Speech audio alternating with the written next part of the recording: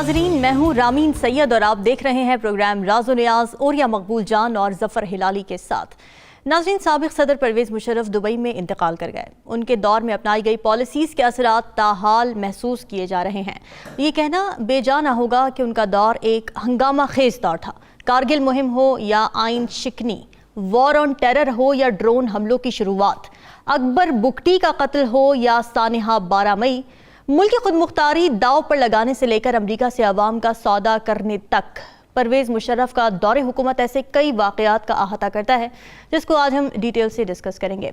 हिलाली साहब, जनरल परवेज़ मुशर्रफ को भारतीय मीडिया ने बुचर ऑफ कारगिल का नाम दिया है। तो इधर हालात ये रहे हैं कि पाकिस्तानी आवाम को अमरीका को बेचते रहे। तो ये क्या पॉलिसी थी कि उनके आमिराना दौर में ना हमसाए में भारत और अफगानिस्तान उनसे खुश रहे और ना ही उनके अपने अवाम खुश थे उनसे?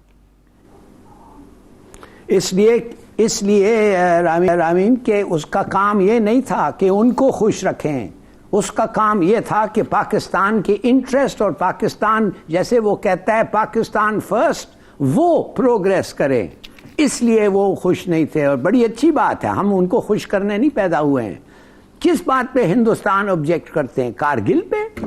उन्होंने जो किया हमारे साथ सियाचिन पे, क्या किया उन्होंने? हमें कहा था कि कोई फोर्सेस इंट्रोड्यूस नहीं होंगे, ये इलाका जो है अगर भी कोई लाइन नहीं है हम लोग इसको यूनिलैटरली चेंज नहीं करें। एक अंडरस्टैंडिंग थी। क्या किया उन्होंने? एक दिन जाके अपने ट्रूप्स बैठ के सब चोटियों पे बैठ गए सियाचिन में, और हमें तो पता ही नहीं चला। अगर एक आदमी जो बकरे नहीं उधर चराता था, अगर वो नहीं आके कहता, हमें पता ही नहीं चलता। और फिर क्या हुआ? क्या वापस किया उन्होंने? क्या अमेरिका ने शोर किया? कौन किया? क्या किया? कुछ नहीं हुआ अभी तक, आज तक वो बैठे हुए हैं। तो मुशर्रफ ने बिल्कुल सही किया जब उसने देखा कि सियासीन के कारगिल के स्ट्रेटेजिक पॉइंट्स पे उनका फौज जो है वो सर्दियों में निकल जाता है। उसने कहा कि हम वो क्यों नहीं करें जो वो, इसलिए कि हमें फिर एडवांटेज मिलता है। वो जो रोड जाता है श्रीनगर का, वो नीचे है, उधर से शेलिंग हो सकती है, उसको हम कंट्रोल कर सकते हैं। बिल्कुल सही किया उसने, जाके टेक ओवर किया। अब ये दूसरी बात है कि नवाज शरीफ के बकरी हो गया, भागा गया क्लिंटन को। क्लिंटन ने उसे एक दो धमकियां दी जुलाई में 1990 जो भी था 99 में, और वो फिर बकरी हो गया, वापस आ गया और इसको कहा निकालो अपने फोर्सेस। मैं मुशर्रफ को इस पे सिर्फ एक चीज की गलती पे मैं उसको होल्ड करता हूं। I have one thing against him, कि तुम्हें तो पता होना चाहिए जब इन लोगों को दबाव पड़ता है अमेरिकन से, ये भाग जाते हैं। तो अगर तुम्हें ये पता था तो तुमने ये क्यों लिया? और अगर तुमने लिया इसलिए कि you are going to be there and तुम वीटो करते ऐसे मूव को, तो फिर क्यों नहीं टिके रहे? क्यों नहीं लड़े? क्यों नहीं जंग के लिए तैयारी की? ये आप जाके एक जगह बैठते हैं, आपको पता है दुश्मन वो निकालने की कोशिश करेगा, डिप्लोमेटिक प्रेशर और पॉलिटिकल प्रेशर डालेगा, मिलिट्री प्रेशर भी डालेगा। तो अगर आप बर्दाश्त नहीं कर सकते, आप गए क्यों? बस ये है उसकी गलती। ये गलती नहीं है कि कारगिल में उसने ऑपरेशन किया, करना था। अच्छा, ठीक है। अच्छा उरिया साहब, नवाज शरीफ पर उस दौर में ठीक है प्रेशर आया, अमेरिका के पास गया, लेकिन फिर प्रेशर बाद में परवेज़ मुशर्रफ पर भी तो आया जब वॉर ऑन टेरर पर अमेरिका ने कहा कि जी हाँ या ना में जवाब दो। तो हाँ में जवाब मिला और उसके बाद जो हुआ वो सबके सामने है। तो सारी शराइत भी माननी थी परवेज़ मुशर्रफ साहब ने, 7 शराइत रखी गई थी अमेरिका की जानिब से, और अमेरिका खुद हैरान था कि सारी की सारी शराइत मान ली गई। ये भी नहीं हुआ कि किसी एक शर्त पर भी मुजाहिमत की गई हो परवेज़ मुशर्रफ की जानिब से। क्या कहेंगे इस पर? देखिए, जॉर्ज टेनेंट ऑन रिकॉर्ड है कि जॉर्ज टेनेंट ने कहा कि हमने जब पहली मीटिंग हुई हमारी पेंटागन और उसके बाद स्टेट डिपार्टमेंट और CIA के साथ, अमेरिकन प्रेसिडेंट के साथ ओवल ऑफिस के अंदर, तो हमने 7 की एक लिस्ट तैयार की और हमने सोचा कि इसमें से 3 ज़्यादा पाकिस्तान मान जाएगा, लेकिन to our utter surprise Musharraf सारे के सारे मान गया और वो कमल सरेंडर कर दिया। कहानी बहुत लंबी है। देखिए, परवेज़ मुशर्रफ के बारे में उसने एक मिथ क्रिएट की थी पाकिस्तान के सामने कि शायद हमारे ऊपर बहुत बड़ा प्रेशर था। मैंने जनरल महमूद का तकरीबन 3 कॉलम्स का इंटरव्यू लिया था कि जो उस वक्त वहां पर मौजूद थे। जनरल महमूद को इन्होंने भेजा हुआ था क्योंकि सितार जो थे, अब्दुल सितार, ये वापस आ गए थे और इनको एड नहीं मिली थी, तो ये वहां पर जनरल महमूद वहां गए थे اور CIA میں اس کے چیف جارج ٹیننٹ سے ملے تھے. بڑا لمبے ٹینیور والا چیف ہے وہ, اسی کے نام پہ میڈلز چلتے ہیں CIA کے اندر. تو نہ ہوگی تھی, لیکن اگلے دن یہ وہاں ٹھہرے تھے تو 9/11 کا واقعہ ہو گیا. تو یہ کہتے ہیں کہ میں جب جارج ٹیننٹ سے ملنے گیا تو مجھ سے CIA کے دروازے پہ ملا, ہیڈ کوارٹر کے, وہ جو لینگلے میں ہے, تو اس کی 2 آنکھوں کے آنسو میرے کندھوں کے اوپر گرے, اور مجھے یوں لگتا تھا کہ جیسے کشکول ان کے ہاتھ میں آ گیا جو میرے ہاتھ میں.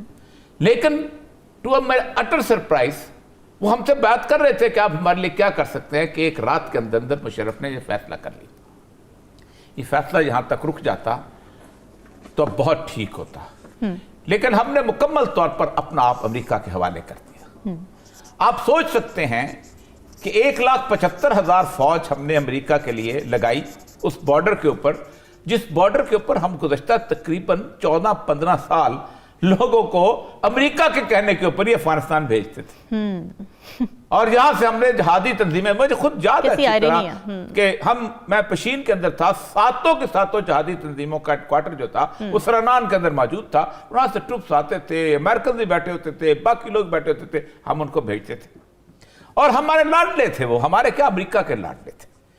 جو اس میں ریگن نے کہا تھا کہ یہ ہمارے جو 7 بابائے قوم ہیں یہ ان کے مورل ایکیولنٹ ہیں, یہ 7 کے 7 جو لوگ ہیں جو جہادی تنظیم. ہم نے 1,75,000 افواج وہاں پر کھڑی کی. آپ سوچیں کہ اس 1,75,000 افواج اس لیے کھڑی کی تھی کہ ہم جو لوگ وہاں سے واپس لوٹیں گے ہم ان کو پکڑ کے امریکہ کے حوالے کریں گے, اور ہم نے 480 کے قریب لوگوں کو حوالے کیا. یہ ان کی رپورٹ موجود تھی, اور مشرف نے اس کو اپنی ان دا لائن آف فائر میں مانا کہ میں نے حوالے کیا اور اس کے پیسے وصول. لیکن ہم نے کیا کیا؟ ہم نے سچ نہیں بولا اس قوم کے ساتھ. جنرل محمد صفدر نے مذاکرات کیے نیک محمد کے ساتھ, اور نیک محمد کے ساتھ 2004 میں مذاکرات ہو گئے, اور انہوں نے طے کر دیا کہ جو بھی وہاں سے باہر بندہ آئے گا, خواہ وہ عرب ہو کوئی اور ہو, ہم اس کو بتائیں گے اور آپ کو سامنے اس کو کسی قسم کی ایکٹیویٹی نہیں کرنے دیں گے, واپس نہیں بھیجیں گے. لیکن امریکہ نے اس پہ ڈرون پھینکا, اور مشرف صاحب نے اس قوم کے سامنے جھوٹ بولا کہ یہ پاکستان نے اس کو خود مارا ہے. بالکل. پھر ڈاماڈولا پہ امریکہ نے ڈرون پھینکا, اور BBC کی رپورٹ یہ ہے کہ سب سے بڑا بچہ جو تھا وہ 10 سال کا تھا, باقی سارے 9-8 سال کے بچے تھے, اور تقریباً 90 بچے مارے گئے. ہم نے کہا یہ ہم نے کیا تھا, اور وہاں تو دہشت گرد پل رہے تھے. ٹھیک. اور پھر اس کے بعد آگے پھر اسی جنرل صفدر نے بیت اللہ محسود کے ساتھ ایگریمنٹ کیا, اور اس بیت اللہ محسود کے ایگریمنٹ کا لیول یہ تھا کہ پورے شمالی علاقہ جات میں خوشی کی لہر دوڑ گئی تھی. اس کو امن کا سپاہی ڈکلیئر کیا, اور لیفٹیننٹ جنرل صاحب نے, اور اس کو ہار پہنائے گئے. پھر امریکہ نے ڈرون کیا, اور ہم نے کہا یہ تو ہم نے کیا. ہماری بدقسمتی یہ ہے کہ اس کا اظہار جو ہے وہ امریکنز نے خود کیا.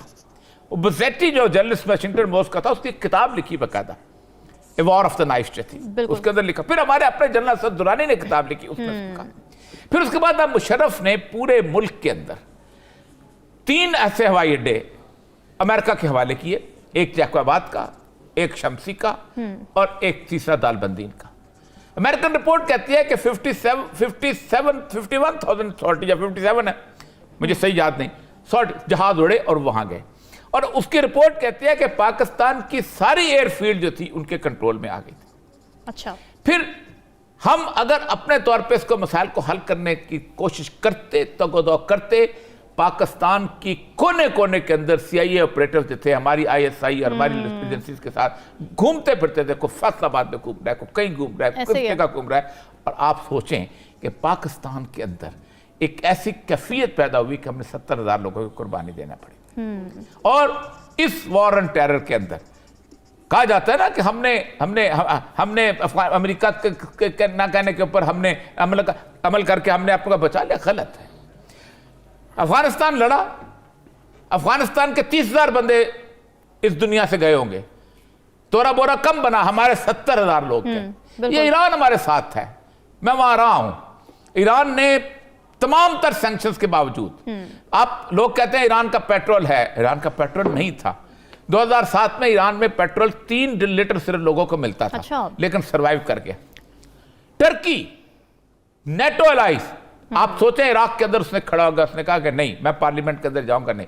مشرف صاحب نے وہ پورے کا پورا معاملہ جو تھا, اس کے 2 اور غلطیاں 3 اور غلطیاں ایسی ہیں مشرف کی, جس کا پاکستان کو آج تک بھگتان پڑا ہے. Akbar Bukti. Akbar Bukti was the only pro-Pakistan Bloch leader, जिस शख्स के एक वोट से जिरगा के अंदर जो है पाक फैसला हुआ था और पाकिस्तान में शामिल हो गया था ब्रिटिश बलोचिस्तान का इलाका। कायद आज़म के साथ उसकी तस्वीर है, आज भी पूरे बलोचिस्तान के अंदर लोग दिखाते हैं कि ये शख्स होता है, ये उस वक्त कायद आज़म के साथ था।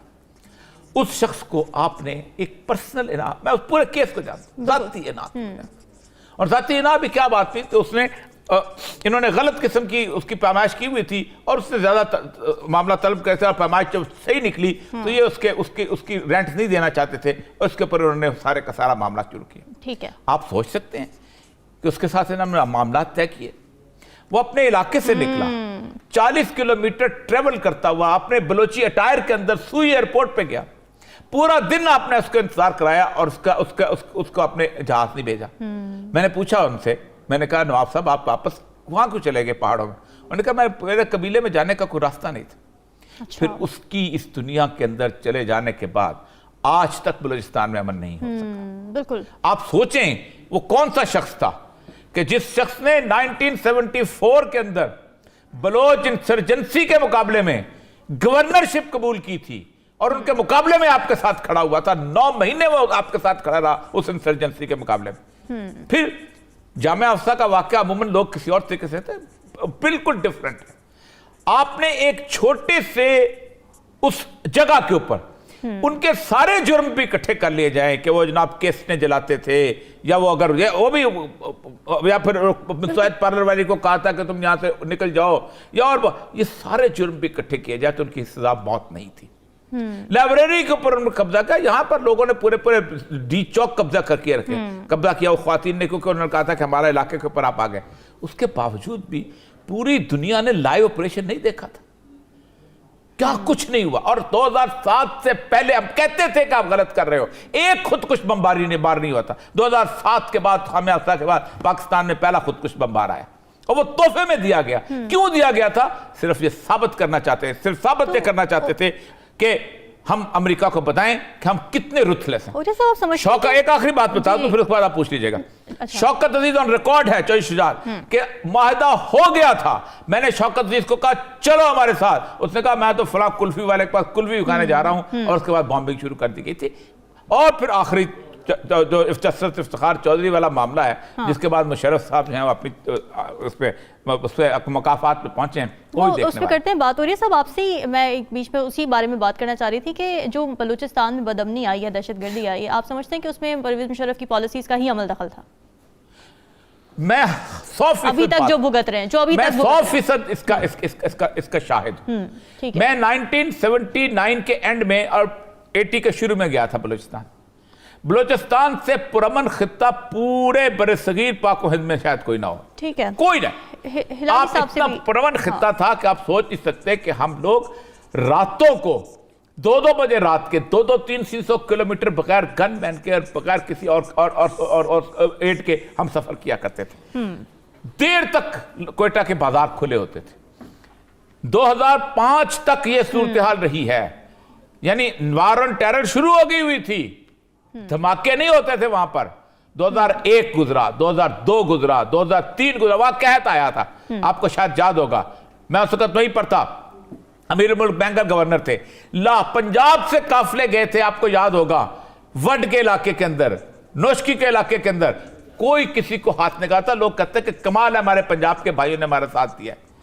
आपका वाकया हुआ अकबर बुगटी का, और आपको याद है कि सबसे पहले बोलान के रास्ते के ऊपर लोगों के शिनाख्ती कार्ड देख के उनको कत्ल किया गया कि तुम कहां के रहने वाले। बड़ी अफसोसनाक, बड़ी तशवीशनाक सूरत हाल थी। अच्छा हिलाली साहब, आपको क्या लगता है परवेज मुशर्रफ के चीफ जस्टिस से ताल्लुकात खराब हुए, वकला तहरीक चली, जजेस के साथ मामलात में खराबियां पैदा होती रही, और 12 मई की तो क्या ही बात करें, मामला अल्लाह के सुपुर्द है।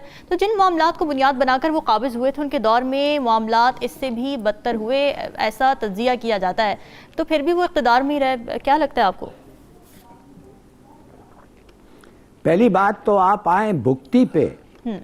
अकबर भुगती ने मुझे कहा, मैं जफर हिलाली पोलैंड में बैठ के कि पाकिस्तान में मैं वो मानता ही नहीं है, वो पाकिस्तान में बिलीव नहीं करता।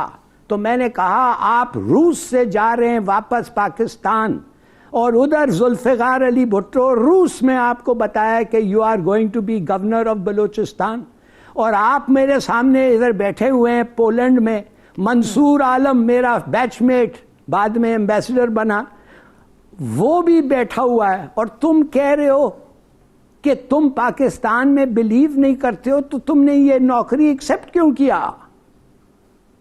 کہتا ہے I never believed in Pakistan, we don't believe in Pakistan۔ اب آپ یہ کہہ رہے ہیں کہ ایک ووٹ سے وہ بلیو کیا، وہ پتہ نہیں کدھر وہ اس کا، آپ بھکتی کا تھوڑا سا بیک گراؤنڈ جانتے ہیں نا، اور پھر کیا کرتا بھائی، اس نے پھر لڑائی شروع کی، مارے گیا، شہید ہوا اکارڈنگ ٹو دیم، گڈ۔ مگر یہ میں نے سنا ہے کہ he did not believe in Pakistan, مجھے کہا ہے، مجھے پتہ نہیں کس لیے کدھر جا کے اس نے ووٹ دیا تھا ان فیور آف پاکستان۔ دوسری بات، وہ ان فیور آف کراچی تھا تھوڑا سا، وہ زیادہ ادھر ان کے انٹرٹینمنٹ خاصے ہوتے تھے۔ اب میں آپ کو بتاؤں، یہ کہتے ہیں کہ رژیم چینج ہو گیا، کیوں؟ ادھر بقول عمران خان، اس لیے ہوا نا کہ وہ روس گیا تھا، اس لیے ہوا کہ امریکہ ناراض تھے۔ تو اگر امریکہ اس کو روس جانے پہ ناراض تھے تو 9/11 کے بعد امریکہ کا کیا موڈ تھا آپ بتائیں؟ کم سے کم رژیم چینج۔ انہوں نے تو کہا کہ تم دشمن ہو گئے and we will bomb you, اور ان کو بومنگ بہت اچھا لگتا ہے امریکہ کو، بلکہ بومنگ ہی امریکہ کر سکتا ہے، وہ کیوں نہیں کرتے؟ اگر آپ رک جاتے، اگر آپ کہتے نہیں، وہ بام نہیں کرتے آپ کو، کم سے کم وہ بام کرتے۔ 2000 امریکن مارے گئے ہیں نیو یارک میں، اور وہ کچھ نہیں کرتے۔ اچھا، اور یہ لوگ جس کے لیے آپ جا کے، یہ جو ہمارے بڑے بھائی نکلے ہیں افغانستان میں، یہ آج کیا کر رہے ہیں پاکستان کے ساتھ؟ آپ سمجھتے ہیں ان کے آپ اعتبار کر سکتے ہیں؟ انہوں نے دنیا کو کہا ہے۔ تو بامبنگ تو پھر بھی ہوئی ہے، اس کے بعد ہم پر ڈرون حملے بھی ہوئے، 70,000 لوگ ڈرون حملے کس پہ ہوئے؟ ہمارے پہ ہوئے، پاکستان پہ جی، ہمارے لوگ مرے ہیں، بالکل غلط مرے ہیں، افسوس سے مرے ہیں، ہم سب کہتے ہیں نہیں مرے، مگر آپ پھر ایک جنگ میں ملوث، یو کوڈ ناٹ، آپ میری بات تو سنیں، یو کی ناٹ اسکیپ دا وار۔ اگر آپ ان کے ساتھ اس وقت نہیں جاتے تو آپ کے وہاں ان کا بھی جنگ آتا، ان کا تو چھوڑیں، ان کا بھی جنگ آتا۔ مشرف کے لیے میں بہانے نہیں بنانا چاہتا، try and put your self in the situation 12 سال پہلے، ناٹ 20 سال پہلے، ناٹ ناؤ۔ آج کی بات وہ کیا کہتے ہیں، hindsight is perfect, it is always. میں آپ کو بتا رہا ہوں، he had a tough choice. میں نہیں چاہتا کہ وہ گیو اپ کرتا اتنا جلدی، مگر بات اصل یہ ہے کہ آپ کو پورا چینج کرنا پڑتا آپ کا پالیسی، امریکن اورینٹیشن سے نکل کے آپ کو دوسرے جگہ جانا پڑتا۔ آپ تیار نہیں تھے، نہ آپ کے پاس the means تھا۔ دیکھ رہے ہیں آپ کیا اس وقت کیا ہو رہا ہے آپ کا، یار کمال ہے۔ آپ سمجھتے ہیں کہ دیکھیں یہ دو پڑوسی ملک ہیں، ہم نے امریکہ کا ساتھ دیا، ہم امریکہ کے ساتھ رہے، ہمارے ساتھ پڑوسی ملک تھا، 48 کنٹریز اس کے اوپر حملہ ہوئے، 48 ملک، جس عزت کے ساتھ وہ آ کے نیگوسیشن کرتے رہے ہیں امریکہ کے ساتھ، آپ سوچ نہیں سکتے۔ افغانستان کے شکست ناممکن ہے، دنیا کا ہر بندہ کہتا ہے کہ امریکن ڈیفیٹ ہوئی ہے۔ کیا ہم افغانستان سے زیادہ بری حالت میں تھے؟ کیا ہماری کیپیبلٹی اتنی کم تھی؟ کیا ہماری اسٹرینتھ سب کچھ اتنی؟ بالکل نہیں، قطعاً نہیں۔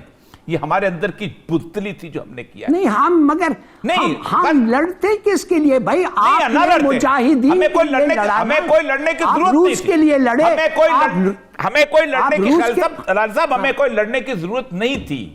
ہم کہتے ہیں ہم نہیں لڑنا چاہتے تمہاری تو روس کے خلاف آپ کیوں لڑے؟ نہیں، آپ امریکہ کے کہنے کہ کیوں گئے؟ اس کی ایک وجہ ہے، میں بتاتا ہوں ہم روس کے خلاف کیوں لڑے۔ وہ کیا تھا؟ میں سن لیں، روس جو تھا، نہیں میں بتاتا ہوں نا، امریکہ کا کوئی پلان نہیں ہے کہ آپ گوادر کی پورٹ کے اوپر آپ کے جا کے قبضہ کریں۔ روس کا پلان 1343 سے چلا آ رہا تھا، وہ نیکسٹ ڈومینو جو تھی وہ پاکستان تھی۔ थी, नहीं, पाकिस्तान माफ थी। करिए, आप जाके क्रेमलिन पेपर्स देखें, मैंने पढ़े हैं क्रेमलिन पेपर्स, आपको पता है कि Yeah. the invitation from the Communist Party, the invitation from the Communist Party of Russia to come at of Afghanistan, रूस को जब गया था, नहीं वो तो सही है, वो तो नहीं। अलाल साहब ये बात नहीं, अलाल साहब ये बात नहीं। आप मुझे ये बताइए, आप मुझे ये बताइए, क्या 400 साल का ख्वाब नहीं था उनका कि यहाँ बॉस्फोरस पहुंच जाएं और यहाँ नहीं, में पहुंच जाएं? बिल्कुल नहीं, उनके पास ब्लैक नहीं, ऑल नॉनसेंस, ये सब ब्रिटिश प्रोपेगेंडा है, आप पता नहीं क्यों खरीद के बैठे हुए हैं उसको। ओके, चलो, ओके, ये कौन कहता है warm waters of the Indian ocean, warm waters black सी में है उनके पास, कोई जरूरत नहीं है। अफगानिस्तान में भी वो नहीं आना चाहते, अफगानिस्तान 4000 कैजुअलिटीज से वो निकल गए अफगानिस्तान से, अगर वो लड़ना चाहते थे वो लड़ते। 14 साल रहे हैं, 1979 से 88 तक वो रहे हैं और वहां वो आए हैं। अच्छा मुझे ये बताइए, क्या ताजिकिस्तान में उन्होंने क्या किया, तुर्कमानिस्तान में उन्होंने क्या किया, किर्गिस्तान में उन्होंने क्या किया, उन्होंने उसके बाद अजरबैजान में उन्होंने क्या किया? देखिए मैं इस बहस में नहीं पढ़ना चाहता हूं। एक जंग थी हमारे ऊपर मुसल्लत हुई थी।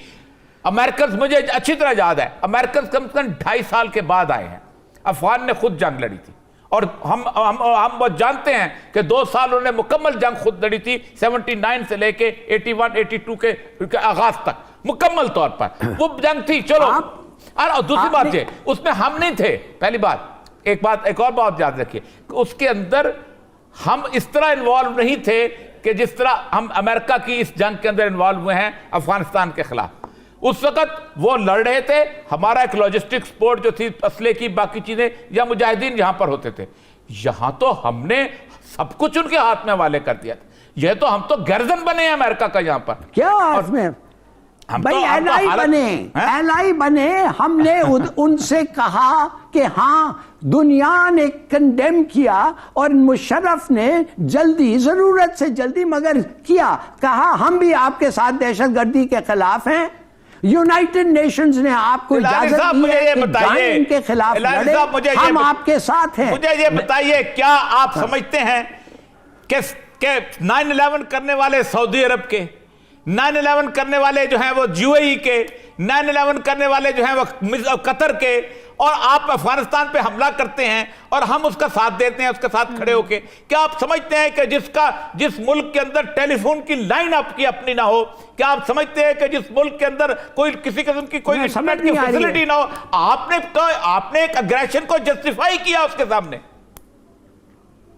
नहीं, कोई नहीं। मैं जैसे आपका क्या ज्योग्राफी आपने देखा नहीं है, मैप ऑफ द वर्ल्ड देखे, पाकिस्तान और अफगानिस्तान, क्या आपको यूएई क्या कर सकता है अमेरिका नहीं, के लिए? मैं 9/11 किसने किया? नहीं, 9/11 किसने किया था? क्या अफगानिस्तान ने किया था 9/11? 9/11 आप बेशक कह दें कि इसराइलीज ने किया था। नहीं, वो सब न्यूयॉर्क में बैठे हुए, 14 लोग, वो दुनिया को फूल करके वो जो 14 लोग थे वो कहां से आए थे? 14 लोग का किन मुल्कों से आए थे? 19 लोग थे, जिसमें से 18 सऊदी थे। फिर खत्म बात हुई, तो सऊदी अरब पे हमला नहीं हुआ? सऊदी ने उनको कहा ये हमारे दुश्मन हैं। कौन से दुश्मन है? सऊदी ने सऊदी को दुश्मन किया। पहली बात तो देखें जफरलाल साहब, मैं उस नेगोशिएशन के दौरान जब मुल्ला उमर का साथ हो रही थी, उस वक्त मैं वहीं पर उस इलाके में मौजूद था। मैं आपको एविडेंस बता सकता हूं कि पाकिस्तान ने किस हद तक अमेरिका का साथ दिया है। आखिर वक्त तक वो चाह रहे थे कि किसी न किसी तक मामला हल हो जाए, लेकिन नहीं हमने किया। और आप मुझे ये बताइए कि किसने आपको एयर स्पेस उसको देने का हक दिया था? और सबसे अहम बात जो है कि आपने पाकिस्तान का टोटल इंफ्रास्ट्रक्चर जो है उनके हवाले किया हुआ। रेमंड डेविस का केस इतना एग्जाम्पलरी केस है कि आप तसव्वुर नहीं कर सकते हम किस हद तक गुलाम थे कि हमने पूरी की पूरी मशीनरी जो थी उस बंदे को छुड़वाने के लिए लगाई हुई थी। 99% अलाली साहब वो लोग थे जो गांतानामा बे में गए हैं, जो वहां से मासूम होके निकले, कोई सबूत नहीं। उसामा बिन लादेन के मामले में जब मुल्ला उमर ने पूछा, अमेरिकन से पूछा मुल्ला उमर से कि आप मुझे कोई सबूत ला के दें, ये सारे जर्नैली सब लोग मौजूद थे, तो उन्होंने 45 मिनट की एक वीडियो बना के लेके आए। वो वीडियो मुल्ला उमर को छोटे से कमरे में चलाई गई। जब वीडियो चलाई गई तो सब लोग मौजूद थे। मुल्ला उमर ने एक सवाल किया, साहब एक सवाल का उसको सब हमारा आर्ग्यूमेंट میرا آرگیومنٹ کچھ اور ہے. میرا آرگیومنٹ یہ نہیں ہے کہ امریکن اچھے ہیں. میں تو واحد آدمی ہوں بڑے سالوں سے کہتا ہے چھوڑو ان کو.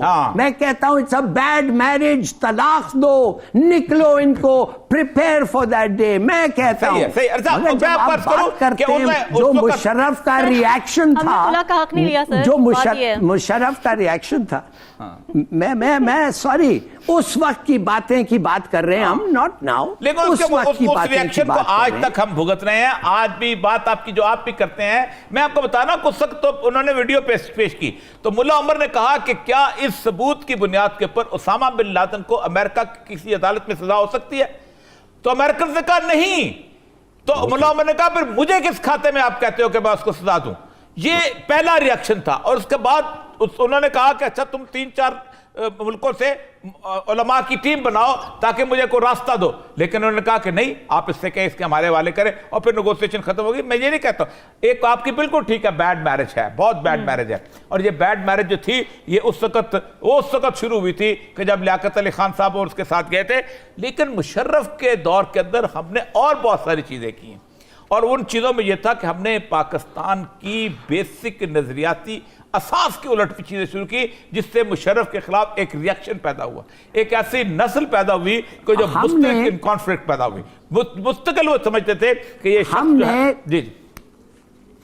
جی ہم نے طالبان کو اس لیے کہ ہمارا دوستی تھا امریکہ کے ساتھ, ہم نے ان کو پناہ دے سکے, ہم نے ان کے فیملیز کو پناہ دے سکے, ہم نے ان کو بچایا امریکن فورسز سے. ہم نے کیا نہیں کیا ہے طالبان کے لیے, جو اگر ہم ان کے ساتھ امریکہ کے خلاف ملوث ہوتے اس جنگ میں, ہماری کیا تباہی ہوتی ہے. ان کو آپ ایک منٹ کے لیے سمجھتے ہیں کہ وہ پرواہ کرتے ہیں کہ پاکستان کو کیا تباہی ہوتی ہے؟ آج وہ پرواہ کر رہے ہیں. 100 لوگ مارے گئے اور وہ کہتے ہیں یہ تمہارا کام ہے, ہمارا کچھ نہیں ہے, جاؤ ان کے ساتھ بات کرو. جب سب کو پتا ہے ان سے بیعت لیتے ہیں, ان سے حلف اٹھاتے ہیں کہ تم ہمارے ساتھ ہو. میں نے آپ سے کہا نا کہ ایک ہم ہیں, ہم نے امریکہ کا ساتھ دیا, ہماری حالت دیکھ لیں, اور ایک افغانستان ہے جس نے امریکہ کا مقابلہ کیا اور امریکہ وہاں سے ذلت آمیز شکست سے نکلا. سامنے ہے بالکل مقابلے میں. 20 سال کے اندر آج وہ جس سطح پہ ہیں, آج ان کی even economy is better than اس, آج ان کے تمام ترین اس کے باوجود ہلالی صاحب یہ کہہ رہے ہیں کہ ان کے پاس چوائس کیا تھی. پرویز مشرف صاحب آپ کے پاس اس وقت کیا تھی؟ ٹرکی کی چوائس. آپ دیکھیں اتنا آسان نہیں ہوتا. حمید گل نے کہا تھا اس وقت, اس نے کہا ان کو ڈرایا کس بات پہ گیا ہے کہ ہم تم سے انڈیا پہ حملہ کروائیں گے. چلیں جی ٹھیک ہے, سوالات تو بہت زیادہ ہیں لیکن اس وقت بریک پہ جانے کا ٹائم ہو رہا ہے. ناظرین ساتھ رہیے.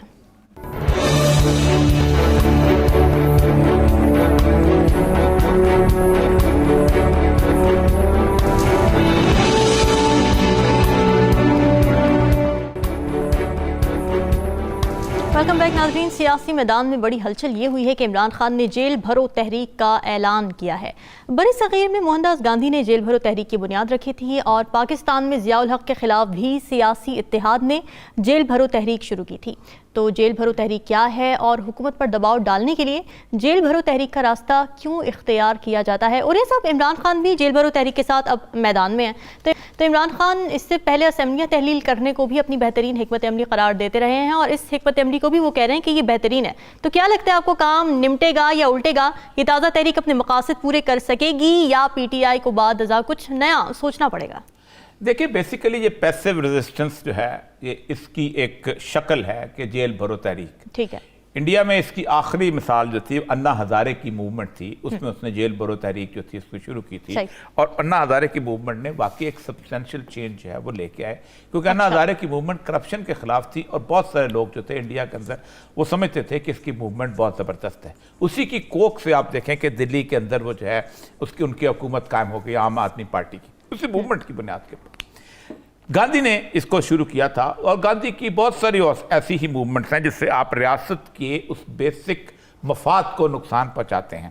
مثلا ان کی ایک بڑی مشہور موومنٹ تھی جس میں انہوں نے کہا تھا کہ ہم نمک استعمال نہیں کریں گے, کیونکہ نمک کے اوپر اسٹیٹ جو تھی وہ اس پہ قابض تھی, تو وہ جا کے وہاں جاتے تھے اور وہاں پر سمندر کے کنارے اس کے پانی سے نمک بناتے تھے اور ایک دوسرے کو نمک تقسیم کرتے تھے. اسی طرح بدیشی مال کا بائیکاٹ, کیونکہ یورپ کی منڈی مارکیٹ تھی اس وقت, کیونکہ وہاں گورے کی حکومت تھی, تو یہ ہوا. پاکستان کے اندر جیل بھرو تحریک جو ہے یہ بہترین جو چلی ہے وہ 1977 کی, اور میں اس کے بالکل آغاز کے پہلے دن کا اور دوسرے دن کا بالکل شاہد ہوں کہ جب نیلا گنبد سے 77 میں انہوں نے تحریک کا آغاز کیا تو گلے میں قرآن لٹکا کے عسکر خان اور اس کے بعد مولانا مفتی محمود اور شاہ من نورانی اور پیر پگاڑا نکلے تھے کہ ہمیں گرفتار کرو, لیکن ان کو کسی نے گرفتار نہیں کیا تھا.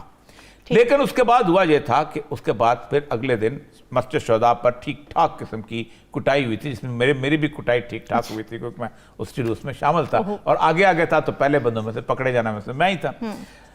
تو اس کے بعد ایک موومنٹ چلتی رہی, ایک سطح پہ پہنچی.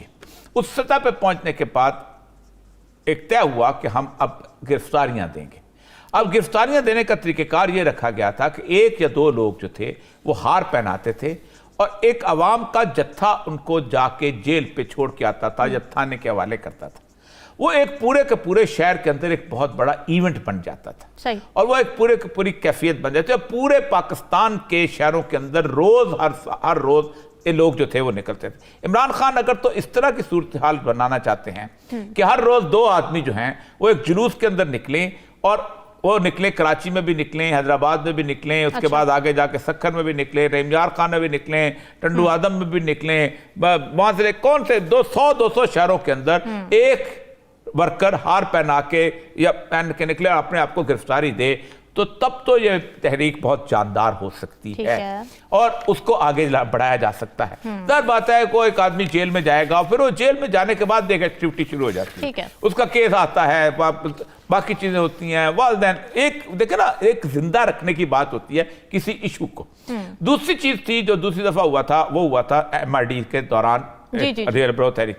اس میں نوازہ نصراللہ جو ہیں وہ ان ریکارڈ ہیں. نوازہ نصراللہ نے باقاعدہ کہا تھا کہ یہ ہمیں اسٹیبلشمنٹ کے ایک ٹوڈی قسم کے سیاستدان نے ہمیں یہ مشورہ دیا تھا کہ یہ لوگ جیل بھرو تحریک کریں گے اور ہم اس کو اٹھا کے ہم ان کو بند کر دیں گے ایکٹیو لیڈرشپ کو, تو ان کی موومنٹ آگے نہیں چل سکے گی. یہی وجہ ہے کہ MRD جو تھی وہ ضیاء الحق نے فیل ہو گئی تھی. بالکل ایک بات بڑی یاد رکھیں, عمران خان صاحب کو میں مشورہ دینا چاہتا ہوں. ظاہر بات ہے کہ اس جیل بھرو تحریک کے معاملے میں حکمران جو ہے نا اس کی نیت اور حکمران کے ہتھ کنڈوں سے ضرور آپ کو ہوشیار ہونا چاہیے. پاکستان میں گزشتہ 8 مہینے میں جس طرح کی ڈکٹیٹرشپ ہے, میں نے اس طرح کی ڈکٹیٹرشپ جو ہے پاکستان میں اپنی ہوش میں نہیں دیکھی. کہ لوگوں کو ننگا کیا جا رہا ہے, لوگوں کو جیل میں الیکٹرک ٹارچر دیا جا رہا ہے, لوگوں کو مارا جا رہا ہے, صحافیوں کو مارا جا رہا ہے. ارشد شریف کی مثال موجود ہے. آپ اگر ان کو آپ کے بندے جاتے ہیں اور ڈیلی ایک ٹارچر کی خبر آتی ہے اور وہ بتایا جاتا ہے کہ اس شخص کو ٹارچر کیا گیا, تو وہ ایک ڈیمورلائزنگ ایفیکٹ بھی ہو سکتا ہے. پاکستان کا حکمران اس وقت بہت گندے قسم کے ہتھ کنڈے استعمال کر رہا ہے جو اس سے پہلے نہیں ہوا کرتے تھے. اور وہ اس کے بعد آپ دیکھیں کہ رانا ثناءاللہ جیسا بندہ خاص طور پہ جسے کہتے ہیں تھریٹ کر کے کہتا ہے کہ میں تمہیں دیکھ لوں گا, میں یعنی ایک موومنٹ کرنے والے ایک پیسو قسم کی صورتحال میں. تو ایک بات یہ یاد رکھیں کہ اس کو ذرا سا دوبارہ سوچ لیں, اس لیے کہ آپ کا دشمن جو ہے وہ باصول نہیں ہے, وہ انگریز سے بھی گھٹیا ہے اس مسئلے میں بڑے صغیر میں. چلیں اچھا ہلالی صاحب, جیل میں قیدیوں کے ساتھ کیا ہوتا ہے یہ کسی سے پوشیدہ نہیں ہے. PTI کے اب تک جتنے بھی رہنماؤں کو گرفتار کیا گیا ہے انہوں نے بھی یہی واویلا کیا ہے کہ ان پر تشدد کیا گیا, زیادتی کی گئی. تو اس صورتحال میں کیا PTI کی اعلیٰ قیادت رضاکارانہ طور پر جیل جانے کے لیے تیار ہو جائے گی؟ دیکھیے جو عوریہ صاحب نے کہا ہے اس لیے اس پہ بڑا صحیح کہا ہے. سول ڈس اوبیڈینس موومنٹ جو ہوتا ہے وہ پریزمپشن یہ ہے کہ جب ہم قانون کو نہیں مانیں گے آپ قانون کے تحت ہمیں اریسٹ کریں گے اور قانون کے تحت ہمیں آپ جیل بھیجیں گے. ٹھیک ہے, مگر وہ تو چلتا ہے جب برٹش ہوتے ہیں, گورے ہوتے ہیں, اس لیے ان کو مورل وکٹری اور مورل ڈیفیٹ بہت امپورٹنٹ ہے. کبھی کبھی ان کا مورل نقصان، مورل وکٹری اگر ہو جائے تو مالیاتی نقصان کو وہ اتنا پرواہ نہیں کرتے ہیں۔ اس ملک میں اٹس ایگزیکٹلی دی اپوزٹ۔ یہ جو پولیس ہیں ہماری، یہ تھانہ کلچر جب ہم کہتے ہیں اس کا مطلب کیا ہے؟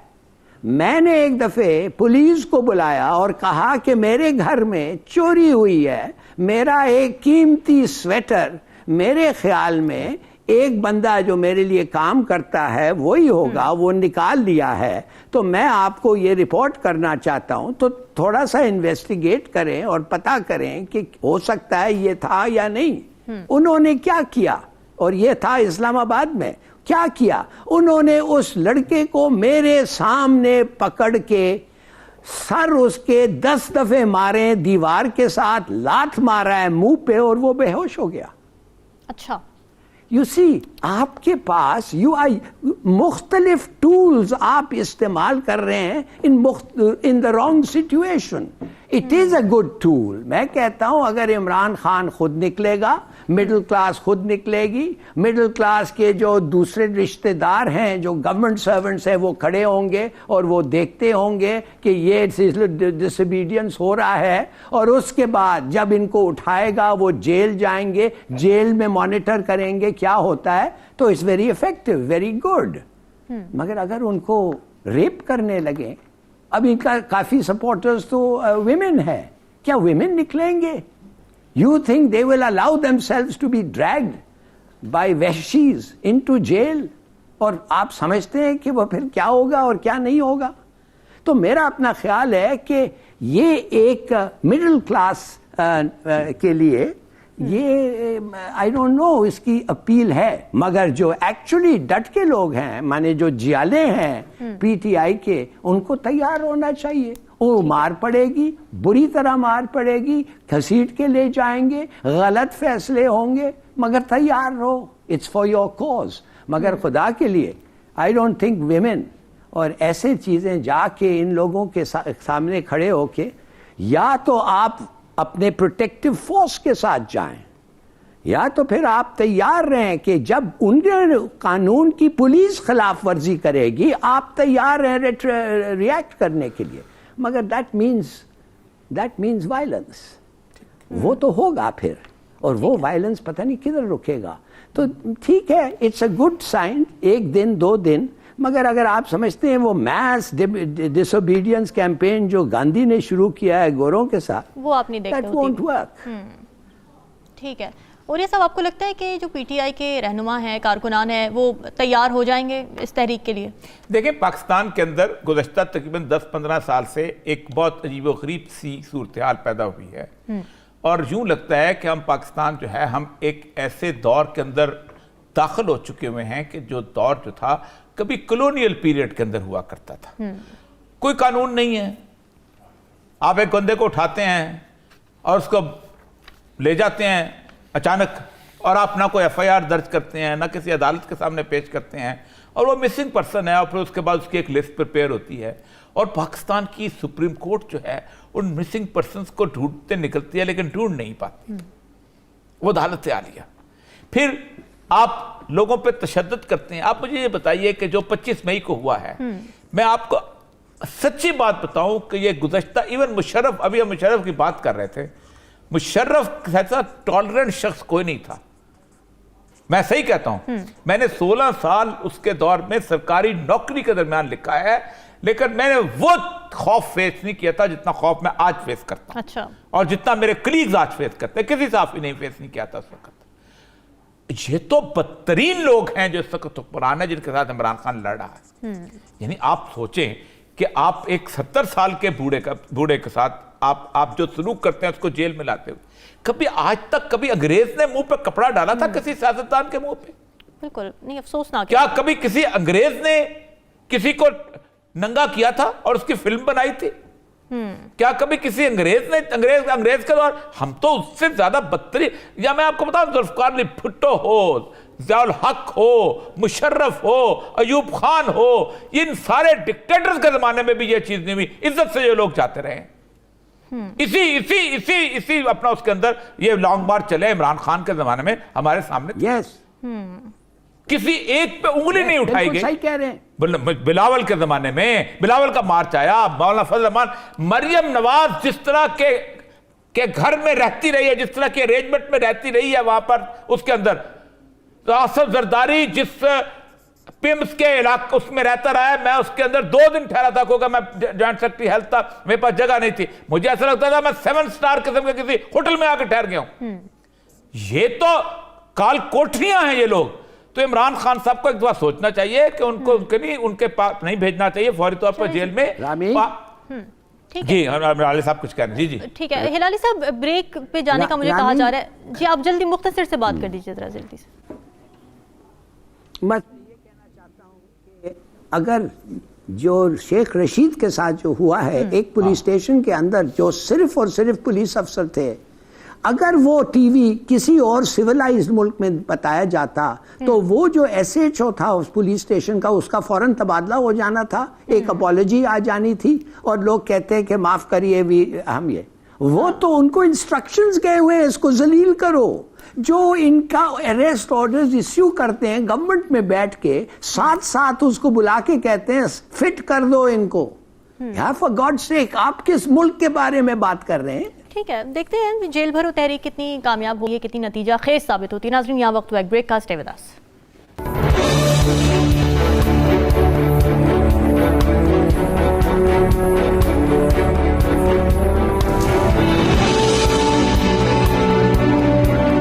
ویلکم بیک ناظرین. بلوچستان کی سیاست میں کچھ گہما گہمی دیکھنے میں آ رہی ہے. بلوچستان عوامی پارٹی کے ترجمان دنیش کمار نے الزام عائد کیا ہے کہ جس پی ڈی ایم کو ہم نے سپورٹ کیا وہی ہمیں نقصان پہنچا رہی ہے.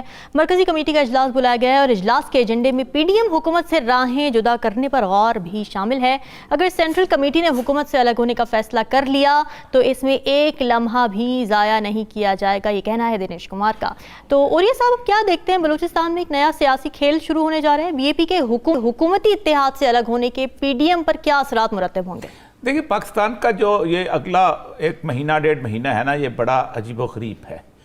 اس کی وجہ یہ ہے کہ پاکستان میں یہ 13 کی 14 پارٹیاں 15 پارٹیاں بھی بنا لیں 16 بھی بنا لیں تو یہ مل کر الیکشن نہیں چاہتی ہیں, اور یہ پاکستان کے اندر اپنے اقتدار کو طول دینا چاہتی ہیں. ٹھیک ہے, یہ پاکستان کے ساتھ بہت بڑی زیادتی کرنے جا رہی ہیں. یعنی آپ سوچیں کہ ان کا بہانہ ایسے ہے کہ جیسے پاکستان جو ہے یہ آگ اور خون کی ہولی کھیل رہا ہے. انڈیا نے ہم پہ حملہ کر دیا ہے اور ہم یہاں الیکشن نہیں کریں گے. یعنی پہلی دفعہ میں نے دیکھا ہے کہ گورنر بیچ میں کود رہے ہیں اس کے اندر, اور حالت یہ ہے کہ اس وقت لوگوں کو توڑنے میں لگے ہیں. جو دنیش کمار نے یہ کہا ہے کہ ہم نے ان پہ بھروسہ کیا اور ہم نے ان کو ووٹ دیا, اور اب آصف زرداری جو ہے ہمارے بندوں کو توڑنے میں لگے ہوئے ہیں, اور وہ باپ پارٹی جو ہے اس کو توڑ کے تقسیم کیا جا رہا ہے. مولانا فضل الرحمان جو ہے وہ ایک اور طرح سے لگے ہوئے ہیں, وہ توڑنے میں لگے ہوئے ہیں. بلوچستان کے اندر اقتدار کی ایک عجیب و غریب قسم کی گہما گہمی شروع ہو گئی. بالکل. معاملہ سارا یہ ہے کہ پاکستان کے اندر اس طرح کی نازک صورتحال کے اندر جہاں آئی ایم ایف نے 3-4 اہم مطالبات آپ کے سامنے رکھ دی. آئی ایم ایف نے کہا ہے کہ آپ اپنی فوج کو کٹ ٹو دا سائز کرو ورنہ ہم نہیں آپ کے ساتھ نیگوشیٹ کریں گے.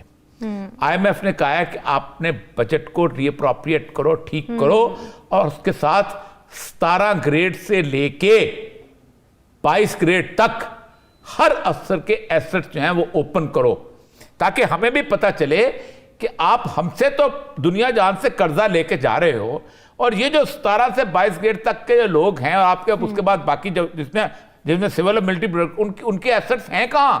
ظاہر بات ہے اگر آپ کو پاکستان میں ایسٹس ہیں تو باقی تو دعویٰ تو کہیں گے.